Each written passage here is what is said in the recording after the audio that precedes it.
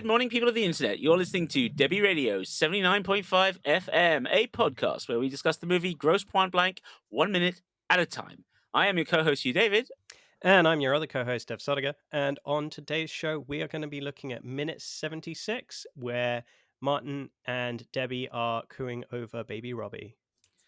Joining us on today's show and all of the episodes this week, we have my dear friend and award-winning producer, director, writer in film, television, animation, and music, Robert Chandler of Space Age Films. Welcome, Robert. Thank you very much. Hello there. Good to see you both. Yeah, It's fantastic lovely to have you on, you. Robert. Yeah. Thank you. A real pleasure. So this minute, Dev, do you want to fill us in, and then Rob and I will dive in? Yeah, absolutely. So last week we had this moment where Martin is really kind of engaging with new life in a way that kind of gives him pause. And in this minute, we really get Debbie entering the scene. She kind of appeared right at the end of the last minute. We get a beautiful little photograph of the two of them together done by Martin. And then they step away. They meet Dan Goretzky, and Bob DiStefano finally enters the stage, having been referenced in the movie, but not actually seen on screen. So, Rob, let's start at the beginning, because when did you first see the film? Did you see it theatrically or VHS? Or I saw it day of release. Let's be honest Wow. about this. The word was out. I'm a huge Clash fan. This was the first film where the Clash allowed their songs to be used within the music, other than in punk rock documentaries or their own film Right. Rude Boy, which they disowned. But this came, and I love the fact that we're using minute 76, because that to me is the birth of punk, and therefore how appropriate. Joe Strummer wrote the score for the film. And watching it, and obviously it's about a hitman, and one is immediately being a fan of the genre, very happy to watch a film about a hitman. And Cusack and the cast. So I was there the day it opened. There's no doubt about it. Wow. And what was your first reactions? I mean, obviously we'd had quite a few. American indie crime was the big thing in the second half of the 90s. We were all getting a little tired of it. Pulp Fiction was 94. Things That Do in Denver, which I really liked, was the year after, Love I it. think. And then 2 Days in the Valley around about the same time.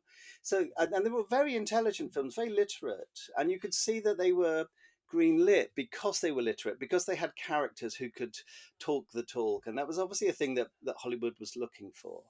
And I know that the original writer, whose name I've forgotten, of Grosse Pointe Blank, had written the script a little while back. Cusack was trying to set it up and couldn't really get it away. Maybe there was too much comedy in it, maybe. But he eventually did. And for some, I don't really know how they got involved, but George Armitage is a really interesting director to come on board, because he's a guy who sort of graduated from the Roger Corman School of Filmmaking. He wrote Gas, a 1970 film where the gas would kill anybody over the age of 25. Great exploitation. He made a couple of, he directed and wrote 2 nurse films. Oh, wow. Who knew that Roger Corman had a sort of subgenre of sort of exploitation nurse films? Of course he does. It's Roger Corman. Of course. He also has a subgenre of teacher films, Hugh. No. He does. 2 or 3 sexy teachers go to, Wow. get new jobs. Okay. And so on. So Armitage grew up through that, and then didn't really have much luck getting anything away. And I was always really, I don't know, rooting for him because of the Corman connection. One is always keen on that. And then he made Miami Blues, which is a terrific. Sorry. Yeah, no, I think in the meantime he kind of got typecast as a rewriter on scripts for quite some time, right? Yeah. Yeah, that the mythical script doctor, job, which we all wanted, because Robert Town used to boast how much money he made, and as this sort of secret script doctor, and we all thought, that'd be a great job to have. And Armitage was, but he knew his stuff, and I think Miami Blues is interesting because I think the end of Grosse Pointe Blank, I think, was affected by what happened to Baldwin at the end of Miami Blues. He didn't want to repeat that, and I think it's right. I think what I love about Grosse Pointe Blank is that it's really a boy meets girl, having lost girl, gets girl again. Fantasy, Yep. really. It's a fantasy Yes. that a lot of boys or adolescents and even men have, which is about going back to school and being the coolest guy there. And you're so cool, Yeah. nobody else knows you're the coolest guy there because you're a man, and you get the That's a good point, actually. Yeah. and so Yeah. it has that fantasy element and Minnie Driver, I mean, I fall in love with her every time I watch the film. She Mm, plays it beautifully. The little mm, look she mm. gives, she invests the character with more than I suspect was written. Yes. Which Armitage, again, coming from the Corman School, was a very good at allowing actors to improvise and so on. But to go back to your earlier question about seeing it day of release, the thrill I Mm. had on that credit that said music by Joe Strummer. And then it was very thrilling, and because it was before he'd released any of his solo albums. Oh, so this is before the Mescaleros. Exactly, and Ah, and, okay. and so the score in the film is he's working with Richard Norris, who would provide a lot of the sort of Mm, the sparring that gave him the first mm. Mescaleros album. He hadn't recorded Right. anything. I mean, he did Permanent Record, which is another Yes, I remember that. forgotten film, and a very good film actually, Marissa Silva's film. Um, Mm, mm. but this, to see the name Joe on the screen and then to hear Armageddon Time on the radio, I thought, oh fuck, because they hadn't given permission for any of this stuff. And then to cap it all off, you've got Minnie Driver in the classic Warriors DJ close-up shot, Yeah, um, with the mouth. yeah. And here's Yeah, the Clash with Rudy Can't Fail. And then you yeah. heard the song. I actually couldn't believe it. It sounds funny now. Musicians can't wait to give their songs to films because it's the only way they can make money unless it's live performance. Back then, it was a different thing and people were holding back. And I do want to say something here about Kathy Nelson. Kathy Nelson is the Mm. unsung hero of American cinema. Yes, As a music yes. supervisor, her soundtracks were phenomenal. The story of Kathy Nelson is the story of American cinema in the 80s, 90s, and 2000s. Yeah. Yeah. She had the relationship with the artist. She loved Joe. John Cusack asked him to do it because Cusack was a big Clash fan. We've seen that. He had his T-shirt on and Say Anything. Mm. We know he's a Clash fan. Us Clash fans knew who the other Clash fans in Hollywood were. We knew that Martin Scorsese was a big Clash fan. We knew Cusack was a big. It sounds silly, but there it is. And Cusack was meant to be in Straight to Hell. For Oh, Alex. really? Yes, That I didn't know. yes, that's right. Joe Strummer had said it Of I mean, course, of course. in an interview, which no one else has probably Wow. read, but I read everything. And Cusack, was meant to be in Straight to Hell. Joe says that Cusack wouldn't shave his head for the role and so departed. Right. That's probably a little bit of mythology, which Joe was quite prone to doing.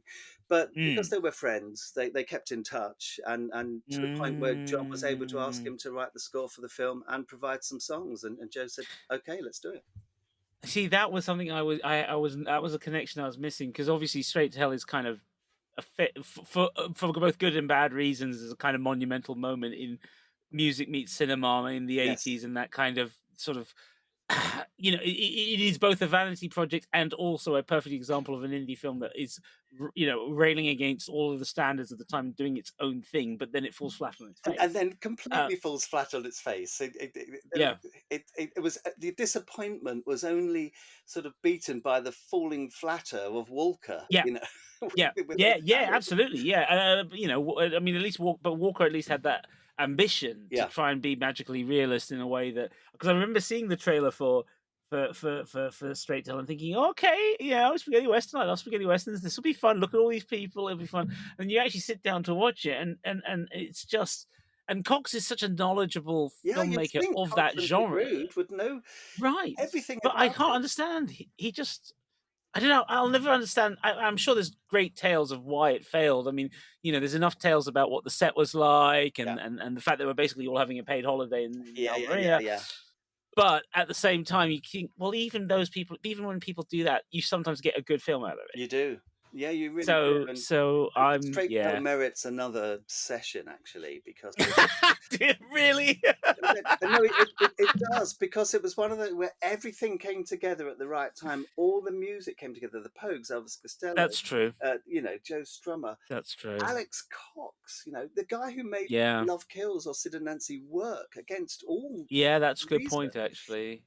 Why wouldn't with Mm. Dick Rude writing, and then it just falls flat, I don't think Cox recovered, to be honest. I mean, No, he didn't. I mean, other than, for a start, his feature film career, so between that and Walker took a dive, but also the next time I remember seeing him was either Movie Drome yeah, or BBC Two. He did a couple of 1 hour that's right. two films for BBC Films for them. One of which was one of which is genuinely one of my favorite sort of, not, it's not short, it's an hour long, but one of my favorite weird odd TV films, because it's a Latin American set adaptation of a Borges short story, That's right. except with Americans in the lead. That's right. And almost nobody adapts Borges, and I am a Borges nut. Oh, And good. I am amazed that he not only did it, he did it well. He did it reasonably well. I mean, I'm a Borges fan, but to the point where I Yes. don't want people to adapt his work. Like all the writers, Fair I love. enough. I think, no, leave it alone, because it's so much about the sort of the maze of ideas and words. Yes, And it's very intellectual, and it needs the word on the yes, page. and I So mean, to bring it back to Grosse Pointe Blank, there's another favourite moment is when he meets his old teacher and he talks about the Edith Wharton book. And I love that little, just to name check Ethan Frome and Edith Wharton. It doesn't. I don't think he mentions Edith Wharton, but he mentions Frome. yeah, And to assume that we would know that, he doesn't say, "Oh, the Edith Frome book by Edith Wharton," which yeah, when you're over explaining, it just tosses away these little cultural references all the time, Yeah. and you're really yeah. happy for that. So when we did the prep for this podcast, we did some digging and we found an interview with George Armitage from approximately 2013, where he goes quite in depth on the film, and we also found floating around the internet a fourth draft script, Okay. both of which have informed this podcast a great deal. Yes. The script, pardon me, sorry. So Jankowitz was the original writer. Yeah. He's from Michigan as well, but the rewrites on the script are credited to Cusack and his two mates, one of whom is in the film. So Yeah, it's the DVD Fincher security, and Pink. Steve Pink. Yeah. Yeah. In fact, one of Uh, them's in this minute. Yes, exactly. DVD And so Vincennes, yeah. yeah, so we've been looking at variants and ideas, and some of what you said about what they were trying to do with this film. It's interesting. We've seen more violence in the script in certain places, more like the kind of violence you expect from indie films at the time. But Yes. we've also seen where the humor is coming from, and you can see them shuffling around and trying to make things work. I think a big change for them was once they got the casting going, and Yeah. Armitage is very clear on the fact that he shot a minimum of 3 versions of every scene and ended up having to do this massive assembly job. Yeah. So apparently he shot one scene which was straight. This is what we wrote. One scene which was go large, Yeah. and then the third scene was go nuts. Yeah. And so one of the things we've been trying to figure out over the course of this podcast is we keep looking at scenes and going, well, is that bit from the we stick to the script bit, and then and then we cut to the other reverse shot, and is that actually from the extreme? And so you start to realize the layering of this film, because Yeah. Armitage is working with all of this footage, all of these performances, and he wanted a short film, a punchy film. And because he was, as you say, Roger Corman, right? Yeah. 90 minutes, and what was it? Mark Drive-in Kermode always says, length. It's yeah. It's your 90-minute movie, basically. Yeah, and he kept trying to say to Cusack, I know this is your first production, but can you write it, write less? And then they gave him an even longer script. And he was like, look, let's just do it. Can I say something about that with the Armitage? Please. Because in a way, the Armitage system, let's call it that, is not unusual. Most directors do that. Most directors say, okay. Yeah, let's stick to the script. Okay, now just give me something, improvise it. You'll be surprised how many actors do not like improvising. I was surprised. Oh, really? Yes, I thought they would love it. And I also have produced for Radio 4 comedy. And I was so surprised at the actors who hated going off script. Because I thought, oh, but you're a comedy genius. Why? And then, of course, I realised, no, it's because someone's writing it. You're just very good at delivering it. Ah, So I think that it may be that Armitage deliberately, with Cusack, chose cast that could improvise. Jeremy right. Piven, you could see him Yeah. going large because Jeremy doesn't know any Oh, other yeah. way. Yeah. Yeah. Alan Arkin is the opposite. He plays Yes. down, Yeah. and like every good actor who plays it down, he knows that you're going to lean in to listen because you want to hear what he has to say. So, but the Armitage technique is not unusual. It reminded me a bit of like Usual Suspects, where you know the Yeah. lineup shots, and Bryan Singer, after they shot all the scripted lineup shots, he then said to each of the actors, right, just do what you think your character would do, and they all did it. They flipped the bird or did something wacky. Right. And those are the takes that are used in the film because they Yeah. those character moments. So I suspect that the Armitage technique is not that unusual. I know it isn't because I've been there on the set, you know, myself and Right. directing. Right. And it allows the actors to let themselves go and feel they've given that, and then as the editor you're then saying, great, we let you go, but actually this needs to be played smaller, and so in the edit suite you use the small version. So he was really just, you know, I've read in the past that there's sort of mythological other versions with the low takes or the high takes or whatever, but no, this for me is just standard filmmaking where you allow your actors to give you Right. that over the top one because it allows the actor to feel their great idea, someone's seen it, and usually you throw it away because it's too much. So you wouldn't want to see a director's cut? No, unless there was more therapist in it, because I think Well, that's the key. that Alan Arkin, you know, and at the time he was a little bit in the wilderness, wasn't he? He hadn't really. Yes. I mean, I was thinking while thinking about this, it was 30 years after Wait Until Dark, where you know he's so sinister and Catch 22, of course, was 1970. He had some lower key Freebie and the Bee and the In-Laws, but it was a bit in the wilderness. And then this film came along and I think revived him a little bit. And it was no surprise to then see him, you know, going towards Little Miss Sunshine and the Kaminsky Method right at the end, and just genuinely being re-evaluated for the good actor he is. And I'd quite like to say something else. I'm sorry if I'm giving too much, but No. This is great. I was at a talk given by David Chase a long time ago. It was a small thing, and Chase was just saying that for years he tried to get the idea of a mobster and a therapist set up as the basis for a film or a TV show. Seriously, for years he couldn't do it, and he was a So it was actually in his mind all that time. This was not a. oh, It wasn't. completely. Wow. And then he said, analyze this changed everything. Analyze this was Right. greenlit the same year that The Sopranos was, 1999. Yeah. And he said The Sopranos was greenlit because Analyze This had been greenlit, and suddenly it became okay for bad guys to talk to their therapist. And I like to think that Grosse Pointe Blank laid the pipe for that, because I agree. I think you're right. you can see the potential, and in a way Cusack doesn't really mind the potential, but in those scenes, Yeah. but Alan Arkin does. Yep. No, I agree with you 100%. I mean, we had a discussion about this on an earlier episode where we actually were saying, you know, I was looking at the timeline in IMDb and we're going, oh, wait, look, this is before the others. This must be the one. It was. Where the idea is. But also the idea was clearly in the water as well. Yes, that's right. Because we'd already had the 80s and this, you know, with the coming of John Douglas and Thomas Harris and the serial killer thriller, and the idea of the psychologist tracking the killer. And so, you know, the inevitable, you know, point where the genre starts to move towards a more comedic version, and it becomes a two-way piece, you know, rather than the buddy cop movie, you have, you know, something more. Yes, the killer and the therapist, which which then became a thing, really. Well, and Chase is a good enough writer to actually mine that brilliantly, and to get comedy and tragedy and soap and family and all those things into a series which would change the face of television. But it starts here. No, I think it does start with Grosse Pointe Blank. Should we talk about that baby? Hello, Tilly. Yes, please. Should we talk about that baby shot, because it comes at 76 minutes. Let's say that sort of halfway in, roughly. And it's quite. It's a really startling shot, actually, the close-ups of the baby.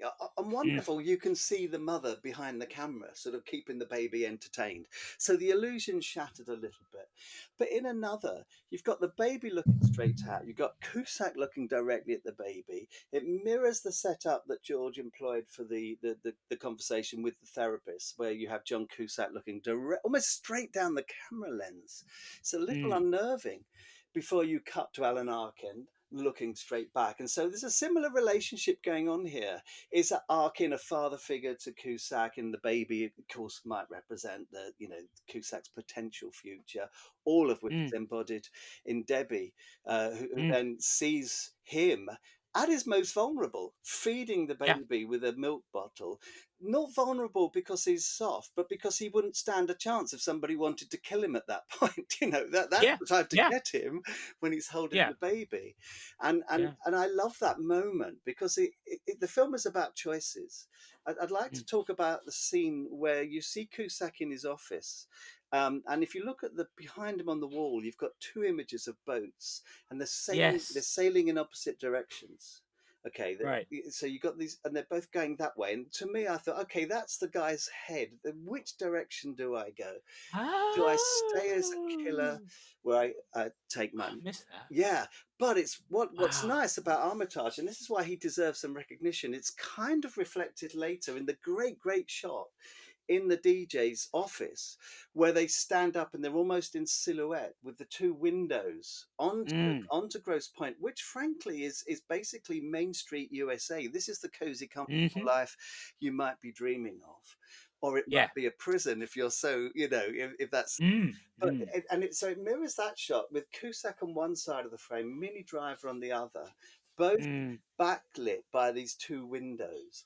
And again, you've got the two directions. Which way do I go? And of course, they're like magnets. They're sort of coming closer together. You want them to kiss, and and she does, and it's brilliant. Yeah, and it's sorry, it's such a great moment. No, it's such a great moment, isn't it? It's beautiful. It's a superb. Driver plays it brilliantly. So much so that later in the nurse's office, when she says there's something missing, and she slaps him, and you think, yes, okay, you've done that.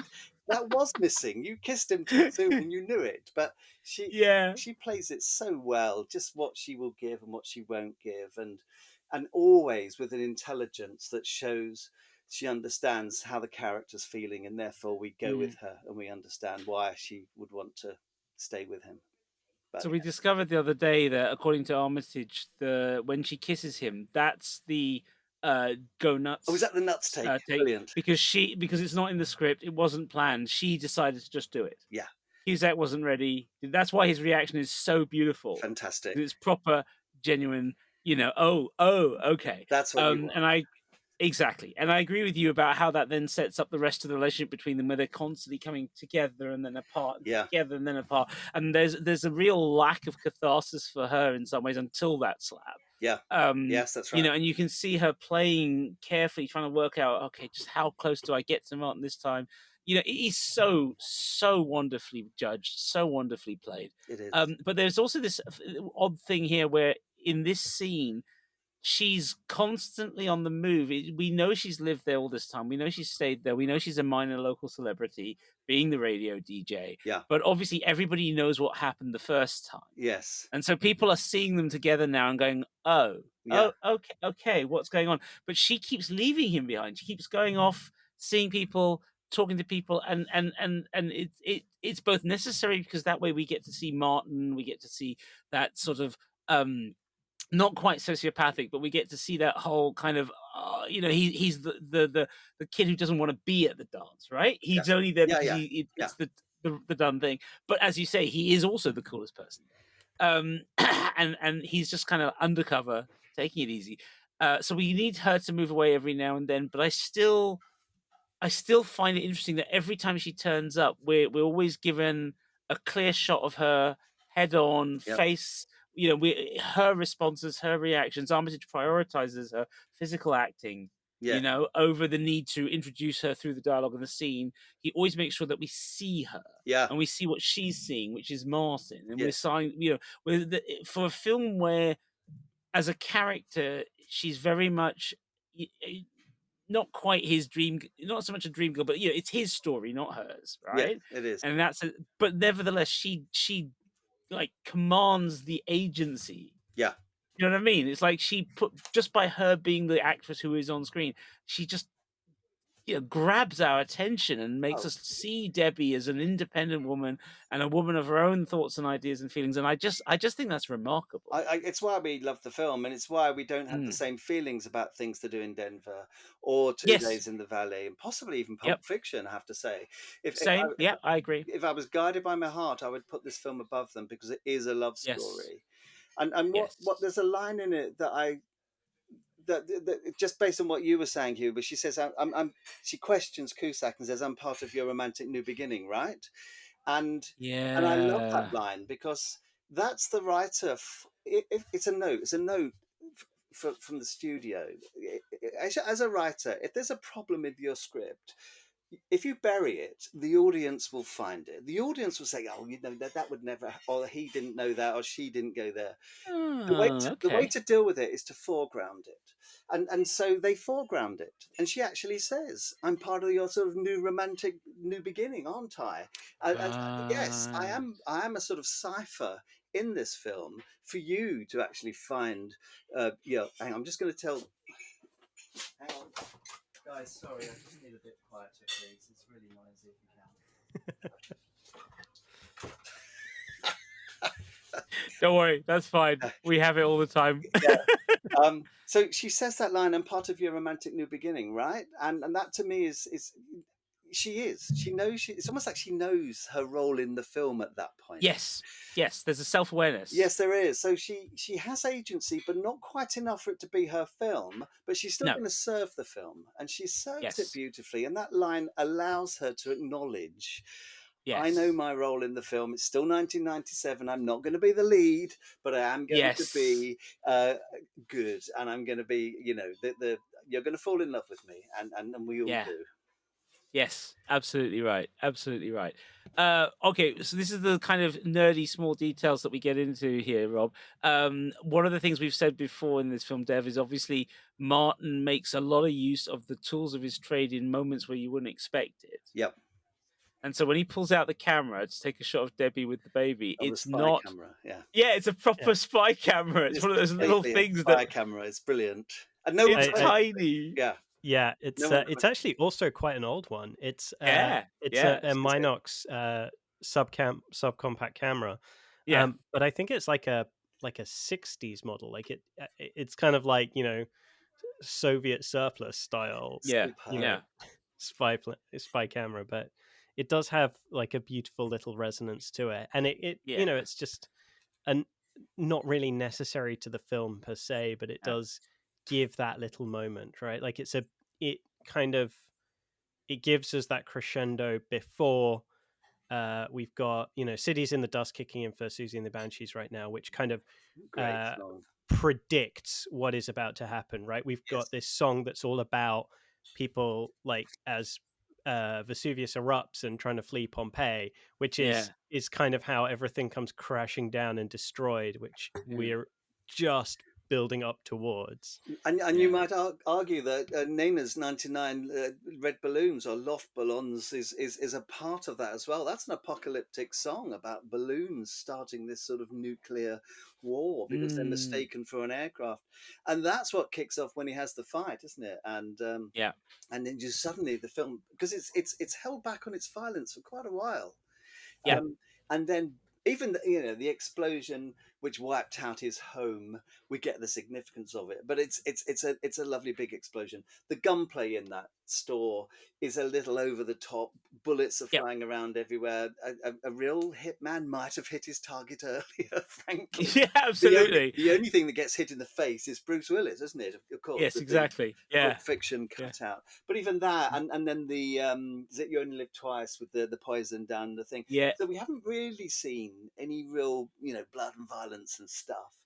And then when it does erupt, bloody hell. So, and again, that's good filmmaking, so that we experience almost the same way that Debbie does. She steps back. You get that lovely moment where Cusack and the actor who at some point be Abraham in The Walking Dead. I've forgotten his name. The actor, the bully guy, and Cudlitz, Michael Cudlitz is the thank you. actor. He'll always be Abraham to me. I'm sure that will be okay. But when he gets him to read the poem, and and she's watching, and so she sees him using his psychological skills to diffuse the situation. It's great. So that fight, and then the violence of the pen. What a great thing to use a lawyer's pen for. Yeah, absolutely. And of course, what I find interesting is the way they foreshadow that, because we've seen him be given the pen. Yes. But in this minute here is where he makes a joke about it. Yes. Right? And he's like, "Oh, did you see him? Did you get a pen too?" kind of thing. Yeah. There's this kind of little games of one-upmanship with people you used to one-up as a teenager. Oh, yeah. Like, "Hey, I got the pen from him. Did you?" But again, we're not being allowed to forget. I mean, Dev the other week called it Chekhov's pen. Yeah, of course, it is Chekhov's pen.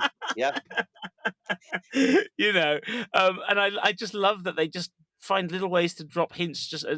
So you will forget about it, but at this point in the film, there's little hints here and there. There's a pen. There's a pen. Remember that. There's a pen. And they don't bash you over the head with it. It's very well done. It's very well timed. This is much more about the discomfort. We've gone from the comfort with the baby to the discomfort of the old friends. Yeah. One thing I think is interesting about, now I know it's the minute before, but I just want to bring this up because of your experiences, Rob, and your in the music business, as well as your taste in music. Would you think it's fair to say, the more we've watched this so often now, Devin and I, for this podcast, we've just watched this film again and again. We're still not tired of it, right? Brilliant. Still not tired of it.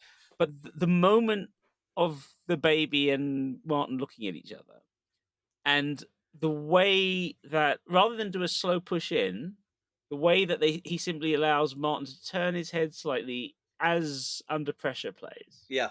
Ding, ding, ding, ding, ding, yeah.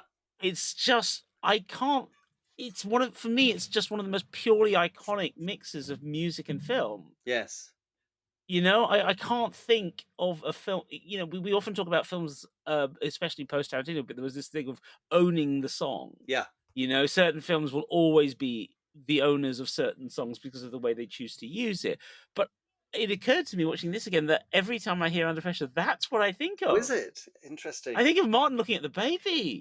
And I know it's been used in a ton of places, but there's something about that crescendo. Yeah. Over him and the baby looking at him. And interestingly enough, in the home video version that we have here that we've been using, the subtitling, which I keep on while we're talking about it, I noticed that the moment the dialogue stops, yes, and the mum starts looking for the bottle, the subtitling starts to actually tell you the lyrics of the song. Yep. Which of course is unusual. Yep. It's not normal, it's not a thing that's standard in film to subtitle the songs. And it's clearly there because this is that moment. And the best bit is that just as he sings "This Is Our Last Dance," that's the cut to Debbie. Yeah, yes, it is. Debbie turns up and stands there, and it just goes, "This is our last dance," and it's so perfect. Yeah, it's so brilliant. perfect. And of course, the running line of that song is it's the terror of knowing what this world is about. And Cusack, more than anybody else in that hall at that point, knows the terror, knows what it's about. The wrestling guys, they've no idea. The lawyer guy, no idea. Bless him, Jeremy Piven's about to find out, but really, most of them have no idea.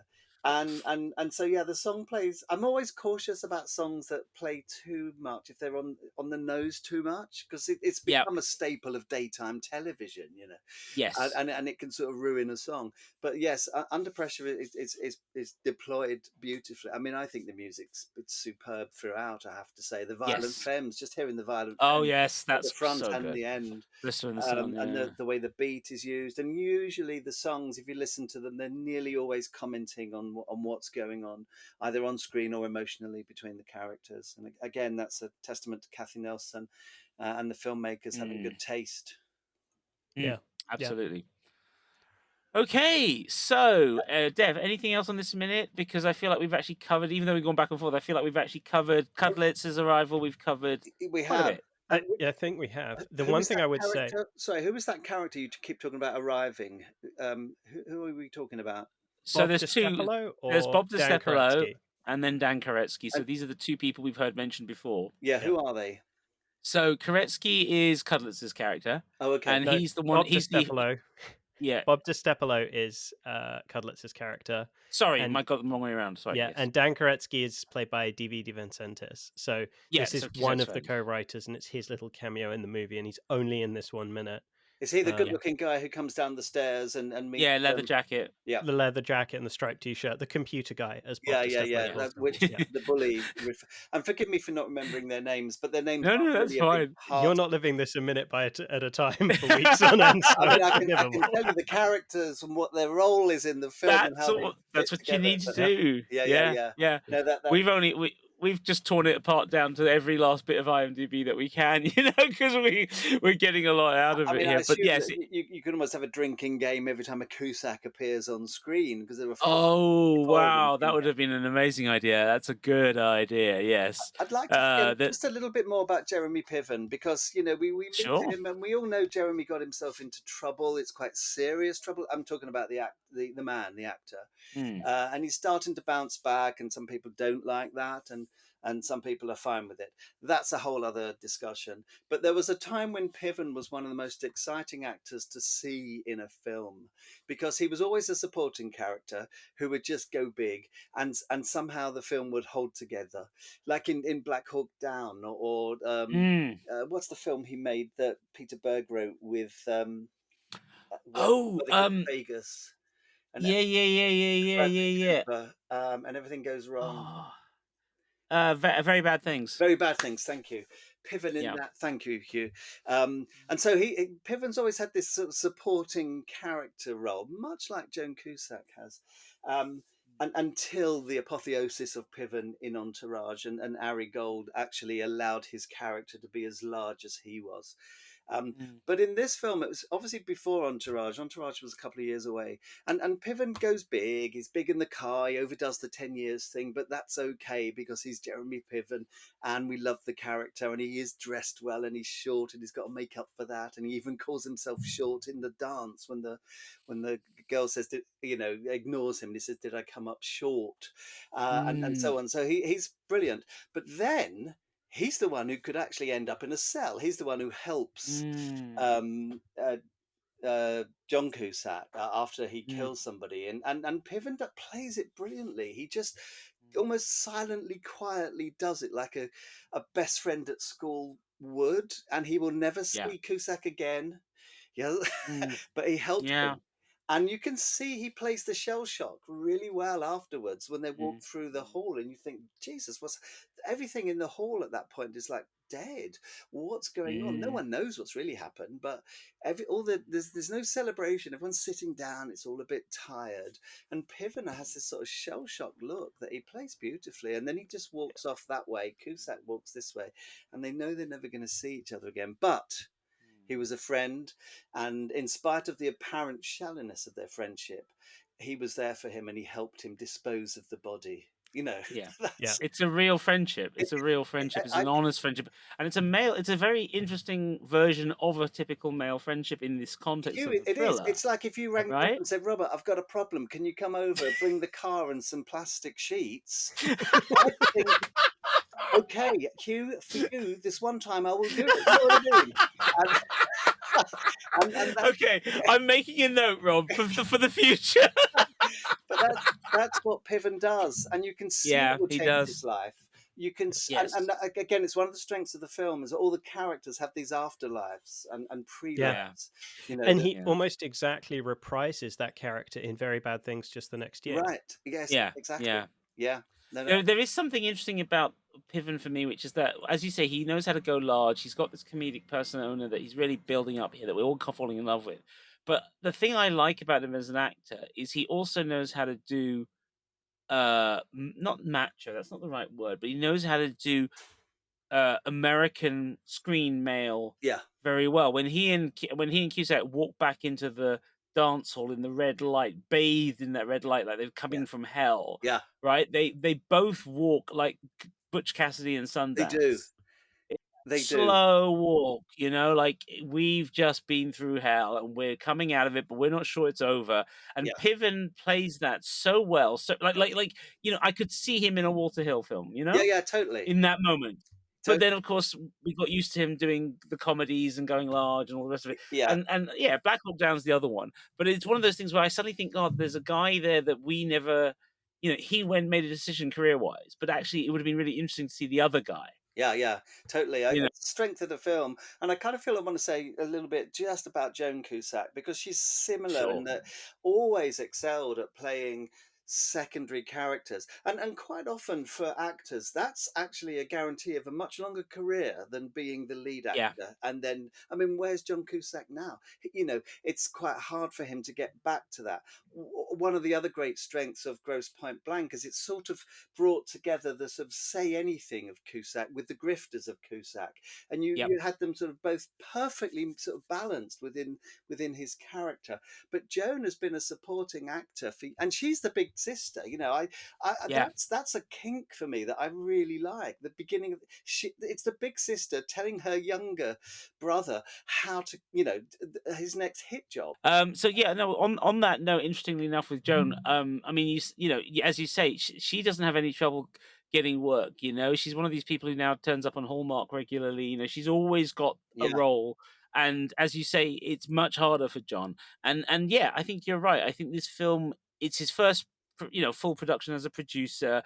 He is so amazingly aware of his own persona. He is. But then you also have the fact that earlier in the last 5 minutes before this one, we see Jenna Elfman, and she's in Of course. a neck brace, and that is a Of nod course, that's the throwback to to Joan 16 Cusack. Candles.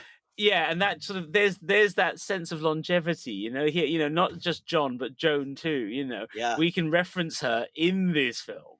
Yeah. Even that the film that she's actually in, but we can make that reference, and you guys watching it will get it if you're cine literate. But it doesn't matter if you don't, because we're that kind of film. We're just a good film, and if the references are there for the people who want them. Yep. And then if you don't know them, it doesn't matter. This was minute 76 of the Grosse Pointe Blank podcast, Debi Radio 79.5 FM, featuring your hosts, co-writers and co-producers, myself, Dev Sodiger, and my buddy here, Hugh David. Today's guest was Robert Chandler of Space Age Films, writer, director, producer, man of incredible many talents. Rob, where can people find you online if they do want to communicate with you? Yeah, my company is Space Age Films. Rather shamelessly, I'm wearing a Space Age Films t-shirt. So Plug. Just go to that website as one word, spaceagefilms.co.uk. The name of the company is a little bit of a giveaway that I am interested in genre, and I'm determined to make things that are good. So yeah, that's where they can find me. Fantastic. Thank you. You can find us at all good podcasting sites, including wherever you're listening to us now. You can see these podcasts on YouTube. We are also present on X and Spotify. In all cases, our handle is at Debi Radio, DEBI Radio. And our website is also debiradio.com, DEBI Radio. And if you want to talk with us some more about this film or films in general, you can join us on our Facebook listeners group, Debi Radio 79.5 FM Fan Club. Sure was clear that all of this was new. Concentrating hard like a little girl, smoking for the first time.